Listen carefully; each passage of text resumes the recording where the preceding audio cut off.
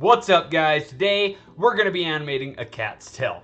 And I know that it's a big one, at least to me. When I worked where I used to work and I did animated cats all the time, I was always like, man, I wonder how I animate this tail. And I kind of got my own process. I don't want to say my own process, but I had a lot of people that worked with me at the studio be like, how do you animate your tails for the cats? Because they're really good and I want to know. And you know, it just seems like really easy, and you're moving it, it's always fluid. So how do you animate the cat's tail? So that's what we're gonna do today. And I know a lot of people on here are probably like, how do you do that? So let's go ahead and go through it. The really cool thing about animating a cat's tail is it seems hard, but after you do kind of break it down into like the process that I have, it is quite easy. So let's go ahead and start off with our first pose. Okay, so we're gonna, get kind of a cat's tail. We're just gonna, before I start, we're using the Gamma rig from the Agora.community. Okay, it's a really good rig, really good cat rig, got a lot of features. Today we're just focusing on the tail. So let's go ahead and get started. Let's go ahead and pose out this tail real quick. We're just going to do a couple of things here. I don't know, we're gonna just find some random pose that seems like a good pose for a cat. Okay, pull it up here that we think let's pull off to the side here. Get a little bit of more character out of it like this. And that's a good, I think, cat's tail pose. If we look up cat's tail pose, this is what I'd get. And actually, I did look up a bunch of reference here, and what I found is really interesting. When cats and their tails move, most of the time, I'm not going to say every time, but a lot of the time, the tail will go this way, and then it's going to go back the other way. Not always like a ton. It's not going to go back and forth like this, like a dog's tail. But every time it goes this way, it's going to now then counter that and go back the other way. And I guess cats' tails are used for a lot of balance, right? And cats use their tail for balance. And so just like our weight on weight shifts with their hips, we counter the balance. Cats counter their balance with their tails, and that's how they're able to do all their nimble, crazy stuff, right? And so they go one side and then go to the other and all that cool stuff. But today we're just animating like the craziness of a cat's tail, right? Because they're kind of crazy and they can do crazy things. And there's a whole explanation that I found on YouTube of like what the personalities of the cat's tail are and what their moods are and what their cat's tail are trying to tell you. So we're gonna do kind of like not a super crazy, just like a cat's tail moving, because they move a bit.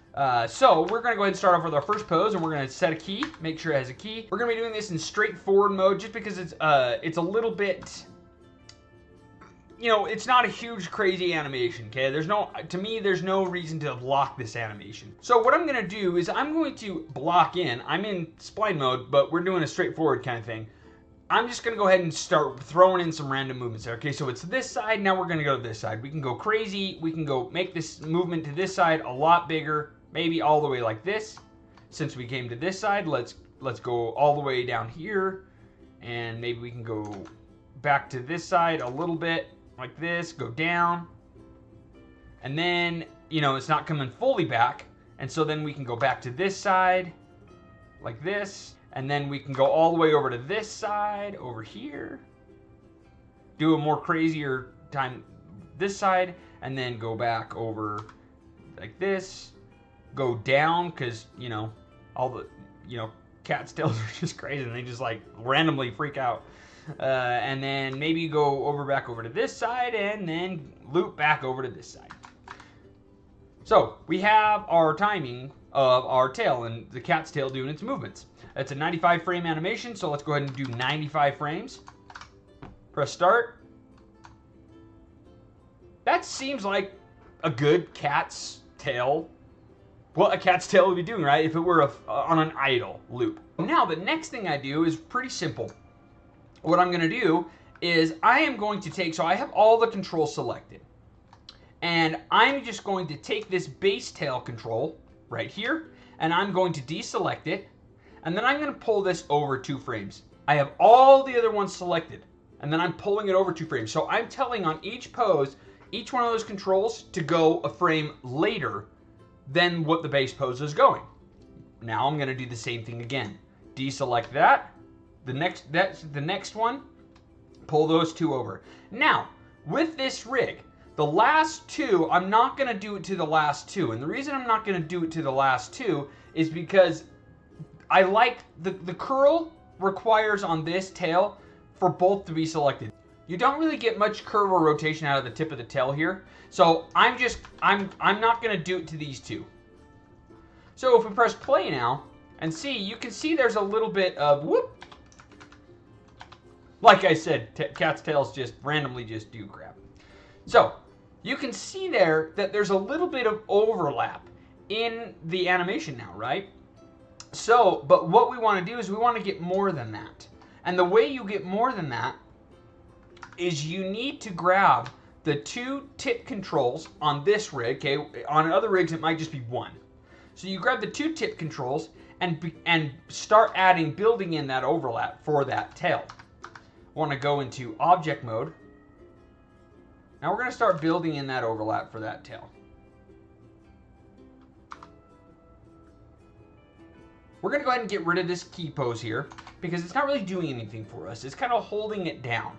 We want it to be fluid, this tail tip to be fluid. I like this pose here. Maybe we can push it a little farther and then pull this frame. We can build in an overlap this way because the tail, the base tail, is coming back this other way. So what we can do is we can even just pull this over a few frames, rotate it this way.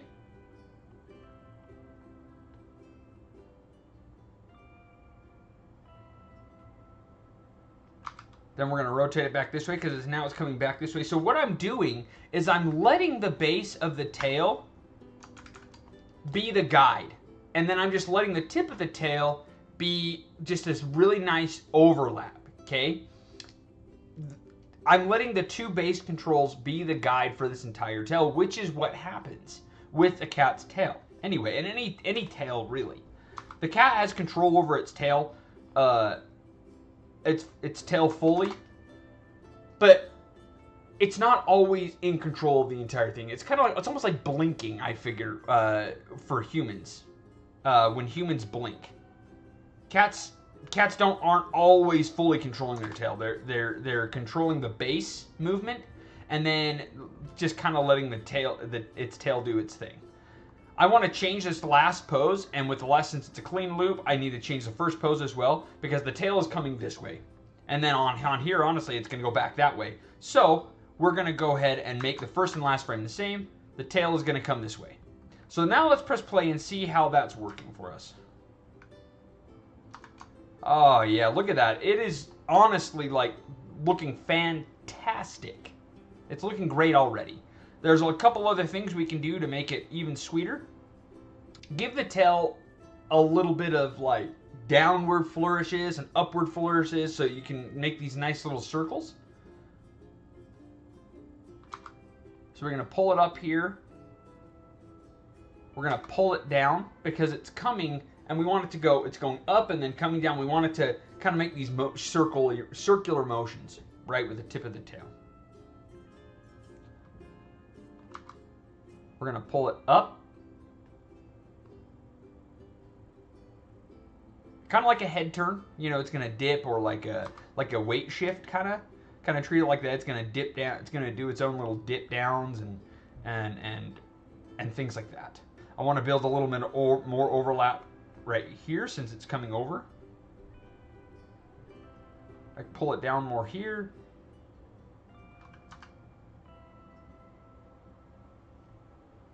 This looks like a legitimate cat's tail now, right? And we didn't have to do very much work, and you guys can do this kind of stuff in your animations. Now, let's go ahead and don't be afraid to use the translation on stuff either, on things.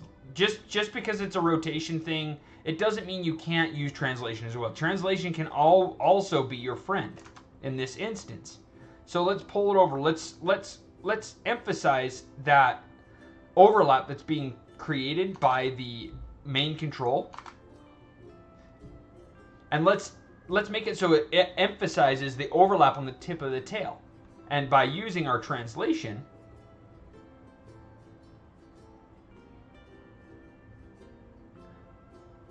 just like this. Now let's check that out. I really like that tail.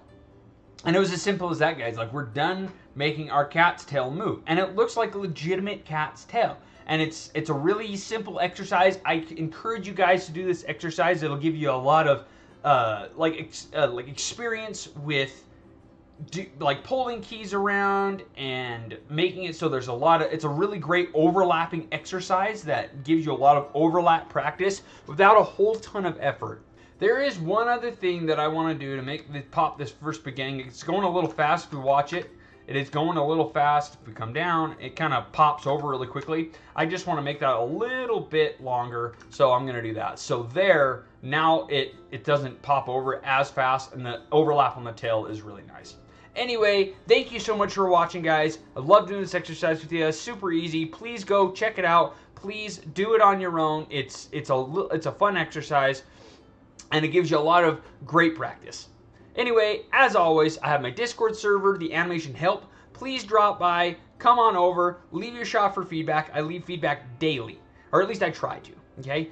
Go watch my other YouTube channel videos. You'll get a lot of cool free content, lessons, to push your skills and become a better animator. I'm on all the socials. Check out Go Get Animation on Twitter. My Instagram handle is Tyler Gogan. You can find me on all the things. My main platform that I post to is LinkedIn. I try to post to all the other places as well. Thanks for watching, guys. Happy animating.